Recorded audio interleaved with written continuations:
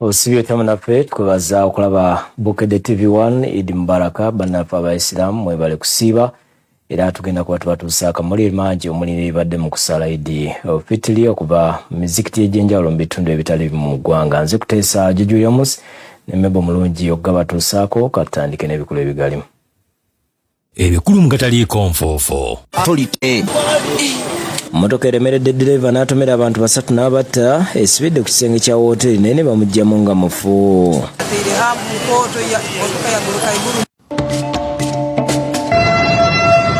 Israel ne Iran tezisirisiza mmundu ku Eid. Trump akomye ku Netanyahu okukuba amaterekero ga gaasi. President Trump asked us to hold off on future attacks and we're holding out.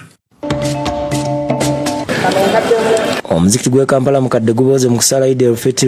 Mufti Mbajja asabye wabeewo okuteesa olutalo mu Iran lukome. We pray for peace and reconciliation in the Middle East.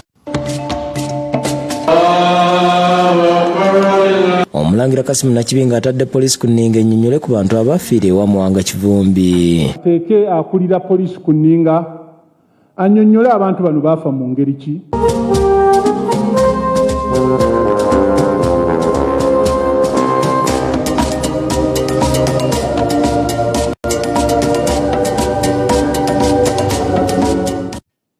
Onyongera kwebaza osinzira okutulaba mu bujjivu butandise n'aga poliisi ekakasizza abantu bana okufiira mu kabenje emmotoka bweremeredde omugobo waayo n'etomera bodaboda 2 mu kibuga eky'e Masindi. Emmotoka esibidde ku kisenge kya wooteri nga ddereeva naye bagenze okumuggyamu ng'afudde. Abantu bana bafiiriddewo ombulaga mu kabenje akagutte ku luguudo oluva Masindi okudda Hoima kabaddemu emmotoka namba UBL 510L ne pikipiki 2 ng'emu ku yo ebadde namba UFH 238B. Okusinziira ku beerabiddeko emmotoka eno ebadde eva Kijula ng'edda Masindi olwo n'eremerera omugoba waayo n'etomera abantu 3 ababadde ku pikipiki naye oluvannyuma n'atomera ekisenge kya Divenue Hotel. Navuga haspidi endaira muno embi hali aitira abantu 3 nawe yasobola kutarutonda era atire hampweri haitwaro niko ni ato kwiruka kuli hona aitire nakora na controllinga yayanga yamalire kozere bake mchembeza hano so cyala fweri n'abantu abandi abafere obona mu bali bantu bana wakatano bamutwaire muirwaro abe wakagali kona kachwa chwani. Steven Mugume akabenje kano akatadde ku badereva bavugisa ekimama ne batawa kitiibwa abantu balala abakozesa enguudo. Nyabwange kintu kimbo ino boine motoka ejo neruka ku eteire ampo enkoto ya bukuka abantu bona batomerewe ne bagendo deni emotoka bwe bateire yasigara nekyaye eisambirwa omuliro. Joy Ngajani mulirwana wa dereva afudde Junior Kwezi agambye nti avudde bulungi awaka nga bamulaba era alese namwandu ne mulekwa. Junior mumanyire omwikazi wa Katama mumanyira gira mwana omu ngojo abere nasomera St Lawrence mu P6 mu boarding ndeni na mama we mumanyire nkabola ina n'omwene wabo ebyo nibyo bikusinga kubamanya ndena yaruzaniko. Ne Kansala Godfrey Musindi awabudde badereva bakomye okuvugisa ekimama. Twefuge twerinde ebiru kati bimanyirwa. Solomon Mugisha omwogezi wa poliisi mu Albertine North Region akakasiza akabenje kano agambye nti abafudde abalala tebannamanyika bibakwatako. Saijogo nawe driver nawe yafweraho kandi omutwe gwatikire kandi abala abagenzi be abaire ha pikipiki bona amaguru gatwekere tukusa kubetegereza kandi na motorcycle zona zisikaire muno. Agambye nti mu kwekebejja emmotoka mubaddemu eccupa za bbiya nga kirabika dereva abadde atamidde. Okubaini tusachinga emmotoka ya driver balina avugiramu abatusangiremu awamu na cupa za bbiya huno iteeka Uganda Police Force okuteerera abantu baitu bakuba ne bakolesa enguudo n'ovuga motoka ondera amateeka ga hanguudo tuleke kuvuga omaze kunywa tuleke kuvuga ndiima. Emirambo gitwaliddwa mu ggwanika e Masindi ng'okunoonyereza bwe kugenda mu maaso. Innocent Atuganyira yakusakidde eggulire lino ku lwa Bukedde TV. Tubasaasidde bannaffe olw'ekikanga bw'ekyo baddereeva twongera okubasaba okuvuga n'obwegendereza ku nguudo. Bwe tugendako emitala w'amayanja Isirayiri eyimirizza ennumba mu makuŋŋaanyizo ga gaasi mu Iran okwewala emigozoobano. Kiddidde Pulezidenti wa Amerika Donald Trump okukoma ku Minisita wa Isirayiri Benjamin Netanyahu.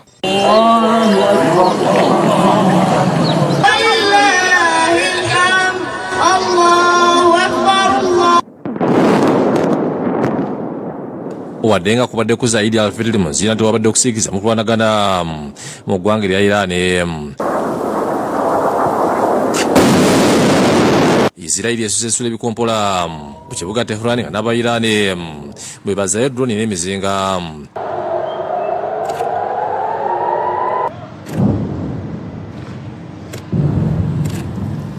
Okulanagana okubeereddewo nga bannansi ba Iran bakuza olunaku olubayingiza mu mwaka olwa Persian New Year Festival lumanyiddwa nga olwozi nga lusokedde ddala okuziba mu ntalo okuva myaka egy'olukumi-8.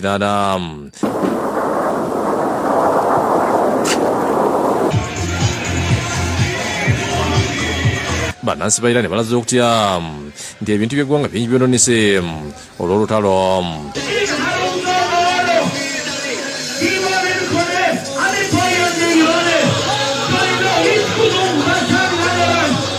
Mwekyo Minisita wa Isirayiri Benjamin Netanyahu alangidde nti bayimiriza okukola ennumba ku makuŋŋaanyizo ga gaasi aga Iran olwa Pulezidenti wa Amerika Donald Trump okumukomako.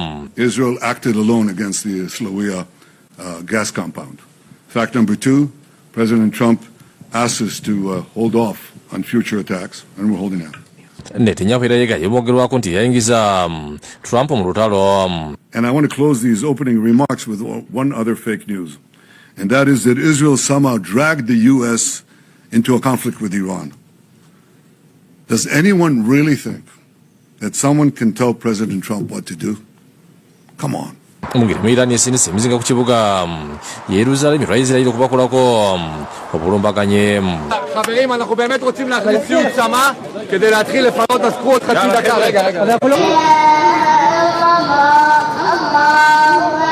Mwekutoka nilo kumawanga United Arab Emirates, Kuwait, Saudi Arabia ne Bahrain gaide bajide ku bonkenke olwadona Iran zesindise. Mwekyo Minisitule y'Amasanyalaze Kata etegeezanga gaasi ku batudde buli ggwanga bwagenda okukendeera mu bitundu 47 ku buli 100 mu myaka etaano ekijja oluvannyuma lw'okuba enkuŋŋaanyizo ya gaasi erisinga obunene eya Ras Laffan. We're talking about increased oil and gas prices. We're talking about disrupted supply chains, and it's going to impact everyone. And starting with low-income countries, they're going to feel the bite with the inflation and the price costing right away. People as far wide as in North America, to Asia, to Sub-Saharan Africa, Europe, are going to feel the crunch. Mwekyo Minisita Kata Sheikh Mohammed bin Abdulrahman Al Thani ategeeza nti obulumbaganyi obukoleddwa Iran bulabe bwennyini. هي سلسلة ممتدة يعني كانت من أهداف عسكرية وأهداف مدنية على مدار الأسبوعين الماضيين. آخرها كان ما حدث في مجمع الطاقة في راس لفان يوم أمس. Minisita w'ensonga ez'ebweru wa Iran Abbas Araghchi ategeeza nti abatu bagenda kufunula nga bakolako obulumbaganyi. In fact, an act of self-defense and retaliation to the American aggression against us. Ono alabudde Bungereza nti okukkiriza Amerika okwesa enkambi zaayo mu lutalo ne bayenyigidde butereevu mu lutalo luno era nga bajja kukisasulira. The US has used some of the most powerful bombs in its arsenal against Iranian missile sites along the Strait of Hormuz. Ebinaterera twongera okusabira abannaffe abo okulaba nga batuula ku mmeeza okulwanagana kukomezebwe. Bwe tukomawo Kampala mukadde awoomye mu kusaala Eid al-Fitr ng'omuzikiti gujjudde ne gubooga. Mufti Mbajje asinzidde n'asaba wabeewo okuteeseganya wakati wa Iran, Isirayiri n'Amerika okukomya olutalo n'okupiirizibwa. Abasiraamu okuva mu bitundu by'eggwanga ebyenjawulo babukeereza nkokolo okugenda ku muzikiti gwa Gaddafi Kampala mukadde okwetaba mu kusaala Eid al-Fitr. Obutafaananako na bulijjo enguudo ezituuka ku muzikiti ziggaddwa nga teri mmotoka ekkirizibwa kuyingira okuggyako ez'abakungu era abantu abasinga bayingiridde ku bigere n'ebyokwerinda bikedde kunywezebwa era obwedda buli ayingira asooka kwazibwa n'oluvannyuma n'akkirizibwa wakati mu nsindikagano era nga bano bambadde ne banekaanekana. N'abakuŋŋaanya zaka tebalutumidde mwanda era bangi balabiddwako nga bamuwa. Munda omuzikiti gukubyeko ne gubooga nga n'abamu ku basiraamu batudde bwero era okusaala kwetabiddwako Mufti Sheikh Shaban Ramadhan Mubajje, omumyuka we Sheikh Ali Waiswa nga n'omuteesiteesi omukulu mu minisitule y'ebyensimbi Ramadhan Gobi abadde era yakiikiridde gavumenti. Wasoosewo okwogera okw'enjawulo nga ssaabawandiisi w'olukiiko lwa Uganda Muslim Supreme Council Haji Abbas Mulubi ayozayozezza abasiraamu olw'okutuuka ku lunaku luno. Ayogedde ku bukolo obwa kkooti z'obusiraamu. Kale tukubiriza abasiraamu mwenna mufeeyo okunnyonnyola abantu Kaadi Court kyeki. Kaadi Court tezze kuvuganya oba kumalawo kkooti za bulijjo. Ye Sheikh Ali Waiswa yeebazizza Mufti Mubajje olw'enkulaakulana etuukiddwako ne kaweefube ow'okukuuma obumu mu busiraamu. Institution yaffe ne ya Uganda Muslim Supreme Council etuuse okubeera nti ekuŋŋaanya obusiraamu bwonna. Twebaza nnyo n'omukulembeze w'eggwanga General Yoweri Kaguta Museveni olw'obujjumbize obw'enjawulo ennyo mu kukuuma emirembe. Obubaka bwa gavumenti bwanjuddwa Gobi n'ayozayoza abasiraamu olw'okutuuka ku lunaku luno era bakalaatidde okukulembeza empisa, obwesimbu n'okuyaayaanira emirembe obumu ate babeere bakoze. The values taught to us by Ramadan, that is discipline, sacrifice, honesty, compassion and peace. Ayanjulidde abasiraamu enteekateeka ey'okwongera okutumbula ebyenfuna by'eggwanga okuva ku buwumbi bwa $680 okutuuka ku buwumbi 500 omwaka 2024 we gunaatuukira n'abalagana enteekateeka ez'enjawulo eziteereddwako essira. We want to turn Uganda into a $500 billion economy. This transformation is anchored on 4 key sectors: commercial agriculture along its entire value chain, tourism, mineral development. Mufti Mubajje ayozayozeza abasiraamu olw'okumalako ekisiibo n'abasaba okusiiba n'ennaku omukaaga eza sitati. We pray Allah to reward those who have fasted this month of Ramadan with joys and the favors on the day of judgment, that Allah rewards them abundantly. Ayogedde ku lutalo Israeli ne Amerika lwe baawakula ku Iran n'asaba wabeewo enteeseganya okulaba nga lukomezebwa okwewala okufiirizibwa. We pray for peace and reconciliation in the Middle East, specifically the ongoing war between the USA, Israel and Iran. Mufti era asabye gavumenti okwanguyako enteekateeka ey'okuliyirira abasuubuzi abaakosebwa amataba gye buvuddeko. Endagaano gye baakola n'abasuubuzi ab'ennakivubo naddala abaakosebwa n'amazzi bagituukirize. Abantu babonaabona ate bakyeyongera okubonaabona, gavumenti ebayambe ebaliyirire. Ayogedde ne ku mbeera ey'okusengula abantu abakolera ku nguudo okwetooloola eggwanga egenda mu maaso n'asaba kino kikolebwa oluvannyuma lw'okubateekerateekera we bagenda okudda okwewala ebikolwa eby'obumenyi bw'amateeka. Bagamba bukiyosikisi baabumenye ate n'ebyoku nguudo baabigobye. Kati tulina ebintu ebimu bivundira mu mayumba, ebirala emaali eyonoonese. Gavumenti ebafunira ebifo ebirala nga tebanaba kubajja mu nguudo. Oluvannyuma akulembeddemu okusaala Eid al-Fitr. Wazzeewo okutuba ng'ekulembeddwa akulira Sharia Sheikh Zaid Lubanga era ono agitambuliza ku kubonyeza ekisa. Mwasabidde abasiraamu okukulembeza ebikolwa eby'ekisa. Nabbi waffe Muhammad sallallahu alayhi wa sallam yali wagisibya abantu bonna abasiramuka n'abataasiramuka, ate era yali wakisa eri ebitonde byonna omuli ensolo, omuli ebinyonyi, omuli amayinja n'ebirala byonna. Naffe olwaleero tulina okubeera n'ekisa. Hassan Mutyaba yakusakidde ekkulire lino ku Bukedde TV.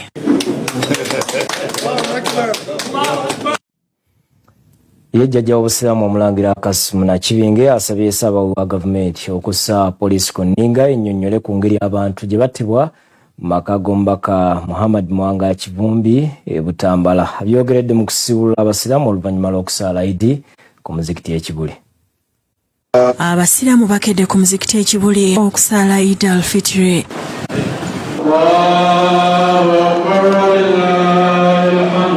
Omumyuka wa Katikkiro asooka Dr. Twaka Waase yasomye obubaka bwa Ssaabasajja mwakubiririza abavubuka okozesa obulungi emikutu ebigatta abantu. Okozese nga bawangulira amatuufu n'okwogera ku bintu ebizimba eggwanga omuli okusomesa eddiini ennima ey'omulembe ebyensoma obujjanjabi n'ebirala okusinga okwanika n'okuvuma abantu. Asabye abakulembeze okulwanyisa obuli bw'enguzi n'obwavu obufumbekedde mu bantu. Tubasaba okwongera okusabira obubaka bwaffe n'obufuzi obumirirwa omuntu bwa bulijjo n'okumuyamba okukyusa embeera y'obwavu abasinga gye balimu. Supreme Mufti Sheikh Muhammad Galabuzi ayozayozeza abasiraamu olw'okutuuka ku Eid al-Fitr n'asaba Allah akkirize ekisiibo kyabwe n'emirimu gye bakoleddemu.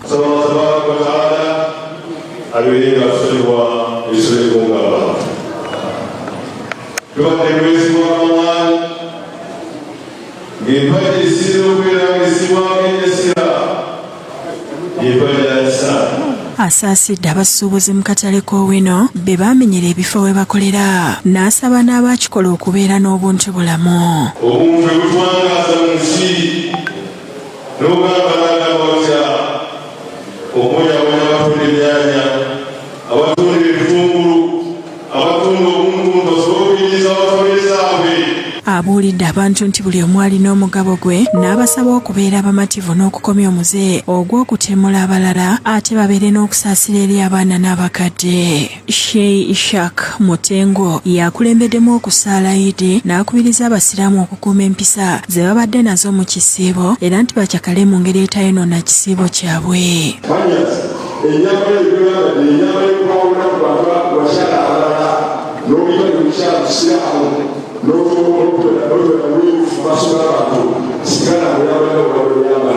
Eswala oluwedde abasiraamu ne bagenda mu maka ga jjajja w'obusiraamu omulangira Kasimu Nakibinge okusiibolokoka.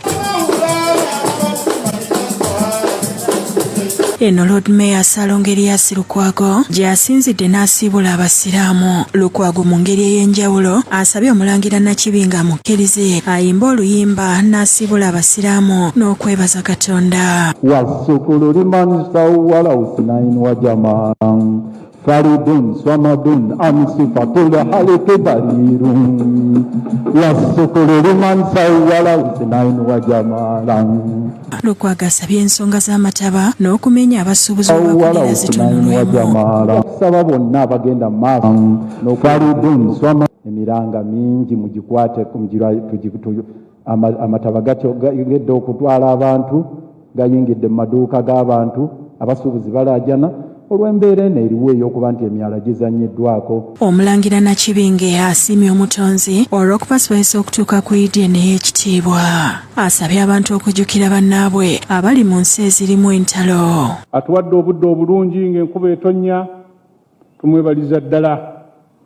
Naye tulina okujjukira bannaffe mu ffe ebitali bimu abasiibidde mu buzibu, mu ntalo, mu bwegugungo n'ebifaanana nga bwe bityo mu nsi nga Ukraine kati ndoza omwaka gwa 5. Asiimye bannaddiini n'abakulembeze ab'ensikirano olw'okukubiriza abantu okukuuma emirembe. Nga mu kino njagala nnyo okwebaza bannaddiini n'abantu abakwata emizindaalo n'abafuzi ab'ensikirano abaakunga abantu okuba n'emirembe mu kalulu akaayita era abaasaba tuwabeerewo obwenkanya tubeebaza okuvaayo. Ne bannamawulire abasiimye olw'omulimu omulungi gwe bakola. Twasobola okumanya ekifaananyi ki ekyagenda mu maaso na kiki ekigenda mu maaso. Mu ekyo njagala okuddamu okusaba bannaddiini n'abafuzi ab'ensikirano n'abakwata emizindaalo Titemusirika busirisi nga waliwo ebigenda mu maaso ebitali bituufu. TV zino zitulaze nti waliwo abantu abaakulusonyizibwa mu kulonda okwaggwa, abaakubwa emiggo. Jjajja Nakibinga asabye gavumenti okunoonyereza ku bakuumaddembe abagambibwa okutulugunya abantu, n'omuwabi wa gavumenti n'amusaba asse poliisi ku nninga ennyonnyole ku bantu abaafiira ew'omubaka Muwanga Kivumbi. Mbadde ngoberera nnyo ebyali mu kifo ekyo, naye sinnawulira nti waliwo gwe baakwata yavaako okufa kw'abantu bano. Ekyo kyennyamiza. Njagala okusaba akulira ebyokutambuza emisango DPP, Director Public Prosecution, ensonga eno agitunuulire nnyo, ateeke akulira poliisi ku nninga, annyonnyole abantu bano baafa mu ngeri ki, era yakolawo ki, era baki abo balowooza nti be baali emabega okufa kw'abantu bano, era lwaki teyabatwala mu mbuga z'amateeka. Asabye abantu obuteemalamu olw'ebyobufuzi n'abaakwatibwa olw'ebyobufuzi n'asaba bayimbulwe oba basimbibwe mu mbuga z'amateeka. Ndudde ekintu kino nga nkisaba era nja kuddamu nkisabe, nga nja kusaba gavumenti eri mu buyinza ti abantu bonna beekutte nge bavunaana okuba mu bintu by'obufuzi nga mbasaba ebenga ebawa obwenkanya. Naye ayogedde ku bantu abaafiirwa emmaali yaabwe Mataba mu kibuga n'asaba baliyirirwe mu bwangu. Njagala okutwala omukisa guno okusaasira bannaffe abo abaakosebwa era n'okwebaza bannaffe abali mu gavumenti abaasuubiza okuliyira abo abantu bonna abaafiirwako ebintu byabwe. Tikimwakola kituufu, naye nga mbasaba nti mwanguye okubaliyirira basobole okuddamu okweddaabulula. Mutebi Sulaiman yakusakidde eggulire lino ku Rabukedde TV. Webale nnyo Sulaiman, tugenda kumulamu katono tukyadde n'amalala tova. Kulikayo mu kumulamu okwo wetweyongerayo n'amawulire amalala. Mir Umar Sheikh Yunus Kamoga kubiriza abasiraamu okusonyiwagana n'okubeera obumu. Abyogeredde Masaka gyakulembeddemu okusaala Idi el-Fitr. Mir Umar Sheikh Yunus Kamoga kubiriza abasiraamu okusonyiwagana basobole okubeera obumu. Okwogerera nabadde mu kusala Idi el-Fitr mu kibangirize kya Liberation Square mu kibuga Masaka. Agamu kinyamiza okuba nti waliwo abasiraamu abasoboka ne batuuka n'obutatulira bannaabwe salaamu n'abasaba ekisibo kino kye babaddemu kibayamba okwekuba mu mitima. Bw'otosonyiwe munno kiki ekinaddirira, oyagala toyagala ensobi togenda zigana kubeerawo. Ate Mir Umar atwalibba endibiri ya Masaka Sheikh Abdullah Mutazindo asabye abasiraamu okusabira ensi eziri mu ntalo naddala mu kyondo kya Buwalabu. Twetaaga okwesabira ffenna, tusabire abali mu Iran, tusabire abali mu United States ne Israel n'ensi yonna okutwaliza awamu, kubanga entalo ezo tezirina kalungi kezireeta. Ate ku muzikiti omukulu e Masaka abasiraamu bagenze bungi okusaala Idi. Ono Sheikh Maulana yakulembeddemu okutuba n'akalatira abasiraamu okubeera obumu. Ramadhani yaweddeko baganda bange naye Allah subhanahu wa ta'ala gobadde osinza, Allah subhanahu wa ta'ala gobadde osaba, Allah subhanahu wa ta'ala oyatulekako kumusinza akyali mulamu. Disitukazi Masaka Sheikh Badru Kiruta Wasajja yeekokkuda abafeera abadyekadyeka abantu abajjako ssente mu linnya lye n'ery'obusiraamu. Batufereddemu amanya gafe bagafereddemu, tunajja n'ayogera ati kaavu yantumye, gundi yantumye, zibyange bagamba enamba y'essimu yange buli omu addemu okuziba naye obugifuna. Akulira enkambi y'amagye yekasijjagirwa Brigadier Pan Jackson Kajo basaba abasiraamu okulwanyisa n'awokera obwavu nga bayita mu nteekateeka za gavumenti. Kukuba eddungi eryo bwe kiiki okozese kuba ebyo kuyinza okulaba nti webisaawo abasaizi tebasifuna ku kyalo gy'obeere gwebakozesa ki. Ssaabakozi mu makubo Pulezidenti Robert Lwakandale yakiikidde ku ly'ebyensi mu State House gyeni balekye mu kusala Idi e Masaka. Atuusizza obwoyo bwa Pulezidenti obukadde 20 ziyambe mu kuzimba ekizimbe eky'ebyenkulaakulana eky'omuziki n'akubiriza abasiraamu okukuuma emirembe. Abazadde muteekateeka abaana okusinga okubateekateekera. Muteekateeka omwana bamukwaka omusingi omulungi omukazi ng'ayagala eddiini ye ensi egenda mugondera, naye mumuteekateeka lwakamuteekateeka obumala biseera. Ate okusala Idi el-Fitr mu muzikiti ejjinja okulu kubadde ku muzikiti omunene ogwa Masjid Jamia mu Wenge Town Council. kukulemda mshikbala mateka asaya abasiramu kuwa zaka. Olwensonga Nabbi sallallahu alayhi wa sallam nti mani ata arada sente betwaliye Kagoma baka Faizo n'omukulu wetwale Sheikh Subi Dauda besabye abasiramu okwegata n'okusima Allah buli yebironje yabakolera. Omuntu yena nakutuka kukwegaita kuno oyafuka kabasa alade swijnya haja kumenika terega mosaza ziyabasiramu kwetanira enteekateeka gavumenti ez'enjawulo baleme kwekwa sande ziriko liba tetweko mu mantu bali bwe baba bagabana petuge babya no tugenda ne tugabana nabo. Abasiramu bakulembedwa amisa abiri Abubeka sente w'omuzikiti era nga sente buli kikolo zembe bawanjagira basase okubadduukirira omulimu gwe baliko. Twetaaga seminti tuliko newana sente dale ba milioni 14 ayi ng'ebintu ebiyiwa buti tusigeze bwa mita seminti yenkensawo 5. Yomyo kasa minister okusatu erombako omukyalo Esirema Yoge agitulukiya kisanga nakadama asaya abasiramu okusayira abasiramu bali mu nsi ya Iran obaka banakadama busomeddwa bba abagidawuda isanga mu kusala okubadde ku masijjamiya eyiganga.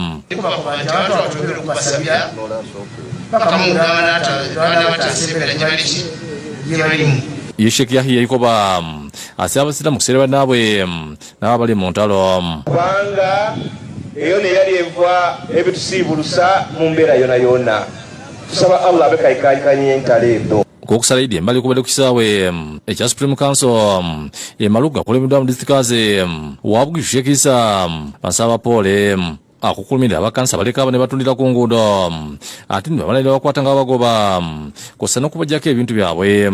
Naye ffe tubunana oba tumenya abakwasa amateeka abantu abo okumanyira ne bantu bamanyidde awontawo gwe bakola bizinesi yaabwe kati saawe netulaba nga kibakosa okubajjawo. Ensonga eyo nomba palamenti mbadde nsaba nti musaasire abantu baffe. Mubaka w'omumyuka wa Rasisi w'Embale Yahya Wera akubiza abasiramu okuuma empisa. Tusigale nga tukuuma empisa nga twagalana nga tukuumagana tuyambe abantu baffe abatalina. Mu ngeri bonna ab'ekibangisi ky'amakolero ekya Sayino Uganda Mbale Industry Park bagabidde abasiraamu ebintu byayira okusinziira ku Laurent Zanga akulira emirimu ng'ebintu byebagabye bimaze obukadde 15. I want to especially thank the industries, the investors inside the park. Without the industries inside the park, we cannot do this donation. Ebintu bikwasisa omumyuka wa Mufti ebuvanjuba Sheikh Ahmed Wandega ng'asiimye obuyambi buno. N'olwekyo twebaza pulezidenti w'eggwanga lino okusitula China n'agijja China n'agireeta Embale wano. Ate abakulembeze b'obusiraamu ekibuga beeraliikirivu olw'ebikolwa eby'ettemu ebyongedde mu kitundu kyabwe mu kusala idi ku musikiti omukulu ekibuga disitulikiti Sheikh Musa Luwaga Waziri n'ategeeza mu kiseera ky'ekisiibo abantu bangi batemuddwa nga baagala gavumenti ebeeko kyekola ku beenyigidde mu bikolwa bino. Tusabire eggwanga lino abantu baddemu emyoyo gy'eddiini emyoyo gy'okutya Katonda banaamusanga essaawa n'ababiteko. Majegera Rashid nga zenda omuziki guno atongoza enteekateeka y'okubba bulooka eza 9 era tulazeemu ku byuma ebagenda okukozesa. Twagalira tugikwatize wamu naawe kennyini atulaba tulabe nga tuzimba kikomera ekirungi n'egeeti. Wano mbaka omukyala w'ekibuga Christina Kibwerukaya yalaze okuti olubbi bw'ettaka bweyongedde mu kibuga. N'ekinneewuunyisa nti ababbi amataka oba abalina amataka amangi ate mmwe temusaasira banaku bano. Ate okusala idi Peti Kawempe kulemeddwa mu Sheikh Adnan Kulumba asabye abasiraamu okusigala nga beeyisa bulungi. Okusala idi alifete ku muzikiti Kawempe mbo kujumbiddwa nga kukulemeddwamu imaamu Sheikh Adnan Kulumba kwetabyeko abakungu bangi okubadde n'omulodi wa Kampala omulonde Ingenia Ronald Nsubuga bali mu ezo.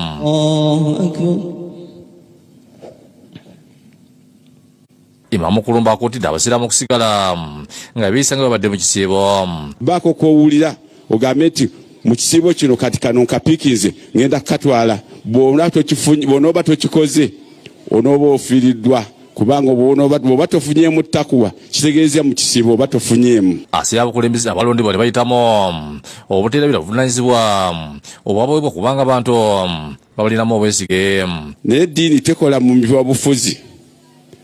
Olina eddiini yo naffe tulina eddiini naye kirungi nnyo abantu bannaddiini bonna n'obeera nga obakwataganya kuba bonna baba baakuba obululu buyinza okubanga n'abantu abo abatali baddiini ate ng'obwabwe bwe bwasinga. Okusala iri ku muzikiti gwa Nsambo Makindye kulemeddwa mu Sheikh Ali Muhammad ayizaliza abasiraamu okumalako omwezi gw'eyisibwa nakuriza abasiraamu obutava ku mulamwa.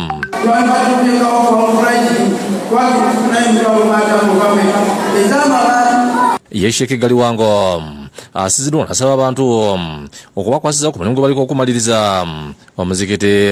Wakati tuli ku fezi ya kusereka oza emitimu girabye gye bakubayo kati twagala mabaati era tukubiriza abasiraamu omuzikiti guno tuleme kuserekako kitundu ndi ate gutulemeredde. Ate ku masikiti Tawhidi ekitebe Rubaga Sheikh Adadi Sesanga yakulemeddemu kutuba azaza abasiraamu olw'okumalako ekisiibo.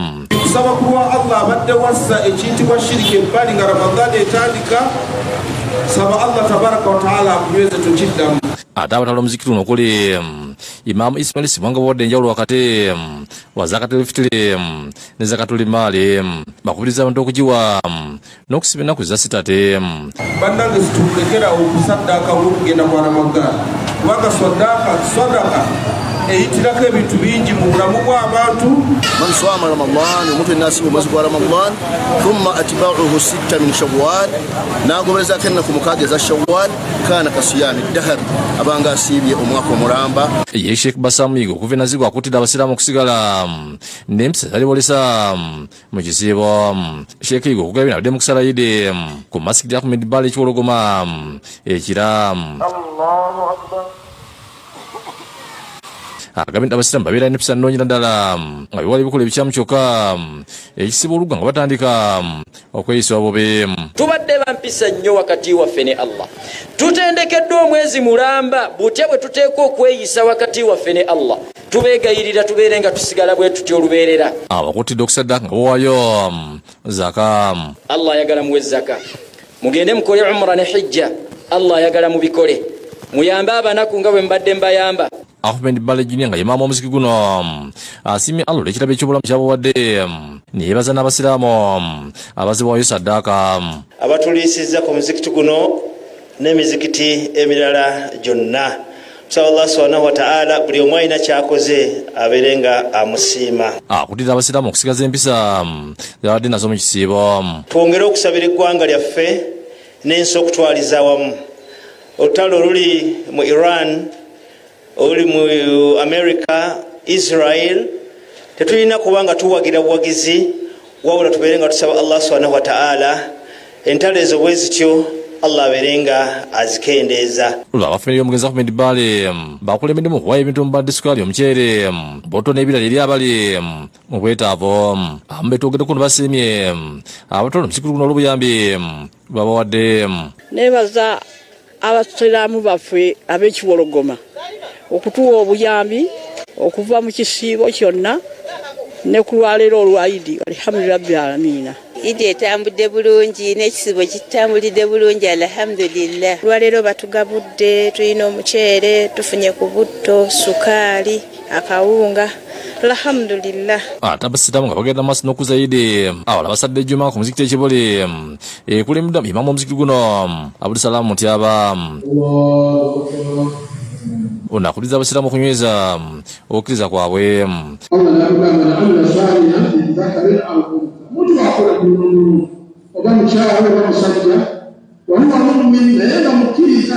Amukwasade ku muzikiti ngwekuli Haji Twakigondo ne Haji Badru Kamoga ne famire ye mukugula Haji Ddungu yebaza abasiraamu olw'okusiiba. Nebaza nnyo bannaffe abasiraamu abasiibye n'abo abaali baagala okusiiba naye nga tebasobodde. Allah abateeremu baraka. Ntwala omukisa guno okwozaayoza baganda baffe bonna abayisiraamu okutuuka ku Idi eno n'embeebaza okusiiba.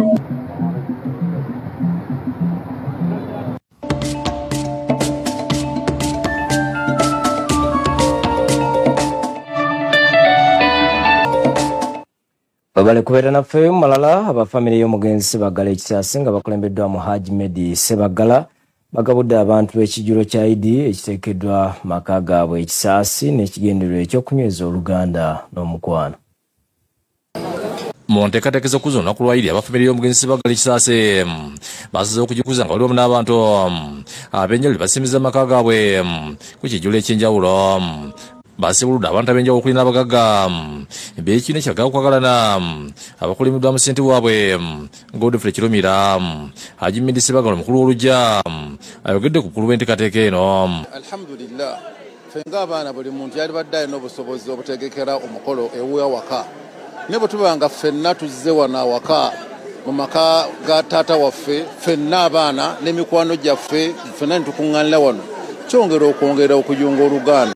Kirumira asimye Sebaggala olw'okubakuŋŋaanya ne balirawo omuyidi ekibayambye okunyweza enkolagana. Twebaza chairman w'oluggya luno Alhaji Medi Sebaggala Bakuuba okutulowoozaako n'atuyita naffe abataasibye mu kisiraamu twasibye lenti n'atusiibulula. Abagagga abalala okuli Ponsiano Ngabirano, Bosco Ntaga ne Kajoba n'obatendereza abafamire ya Sebaggala olw'okumumuli gwa kitaabwe. Kubanga omuntu bw'akuyitawo waka n'akufumbira emmere n'akulaga famire ye aba akwagala. Kana akabonero ketuyita akabonero ak'enkukunala ak'obwa Sseruganda. Naddala ffe nga mu kwagalana enkolagana eyaffe teri commercial ya mukwano eri social. Buli lwe tufunawo omukisa gwonna okubanga tuli wamu kituyamba nnyo okubanga tukolagana n'okubeera wamu kubanga abantu bakwagalana n'abasuubuzi abasinga obungi tebalina budde. Yeefala okuntegeka Sebaggala yavuganya Makinde West akatizza obukulu yavuze obw'okwogerezeganya. Mu Uganda yaffe ne yaffe yawamu tuseteekeddwa okutuula ne twogera ne tuwulizinganya amaloboozi. Ate abasiraamu okuva mizikiti 5 egikuli etawali enanziga bakuŋŋaanidde ku kisaawe mu Jengera Town Council mu Kiso okusala Eid al-Fitr. Allahu Akbar. Okusala kulemeddwa Mushiki Yahya Yemole wanamyuka disikazi wina Kaseke asibye abaddu ba Allah ddala abaami obutasulira obuvunaanyizibwa bwabwe mu maka n'abasaba okuwa abakyala baabwe ebyetaago. Tusibye omwezi gwa Ramadan tuweerere abaana be twazaala ne tubasuula ne bagenda abakyala ne bagenda.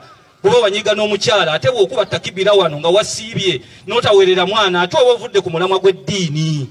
Sheikh Kimuli yenyamidde olw'abantu abamu abakozesa ebika ebivuula bannaabwe n'asaba abazadde okulambika obulungi abaana. Mu kimu ku bintu ebyonoona omubiri gwonna n'obanga ne bw'osaala ne bw'osiiba ne bw'ogenda e Makka Allah takkiriza ka ukuuku lil walidaini, omuntu alina akakuku ku bazadde be. Haji Hamza Mustafa Katerega akulira abasiraamu mu luka gw'ennaziga akubiriza abaddu ba Allah okwenyingira mu nkola z'obusiraamu mu ttwale lino. Y'ensonga lwaki ffe ab'ennanziga twasalawo okuba bumu. Haji Katerega bwe yajja nga babanyonyodde ne batandikawo enkola ne batandika okusaalira wano ku ssomero paka batandika okuzimba emizikiti mpolampola. N'abasiraamu mu kibuga eky'Erugazi bakuŋŋaanidde ku muzikiti omukulu mu kibuga ekyo okusala Eid. Ssente w'olukiiko olukulembera obusiraamu Lugazi Haji Nusi Ekibembe asaba abasiraamu okweggyamu omuze ogw'okwasikasa obusongasonga nga bwe batabaagala n'abasaba okuba benyigira emirimu egikulaakulanya ekitundu kyabwe. Okwekaabyakaabya tebatwagala banakwagalako kyolina ki tukole ebyo byennyini ebinaatwagaza abantu. Ategeeza mu kiseera kye bali mu kunoonya ensimbi ziri wakati w'obukadde 45 okusereka ekizimbe ky'eddwaliro eky'Erugazi Health Center. Abasiraamu b'Erugazi twebaza abasiraamu ab'omu bitundu ebiriraanye Rugazi olw'omulimu gwe tukola ogw'okuzimba eddwaliro lyaffe. Entalo teziriimu kalungi konna zisinga kuleeta bibi. Ye Sheikh Juma Mwajjeka Bantu Regional Assistant mu West Buganda akubiriza abasiraamu okusigala nga baagalana n'okuyambagana bwe kibadde mu kisiibo. Abadde akulembedde okusaza Eid ku muziki gw'ettale lya Makutase Bujjuko mu disitulikiti Mpigi ng'abadde n'omukulu w'ettale lya Makuta Senu Semogerere ng'okusala kwetabiddwa abasiraamu bangi. Abasiraamu muli ba Luganda fa aslihu baina akhawaykum mutereze Basseruganda bammwe. Sheikh Mwajja ajjukiza abasiraamu okulongoosa empisa zaabwe nga bwa bakulembeze ekitiibwa. Mukulu w'ekigoogedde okuleka ku nsi kuno bwe kyoba weebuuza bagenda kujjukirako ki? Mbeera y'obusiraamu tubeera nga tutambulira wamu.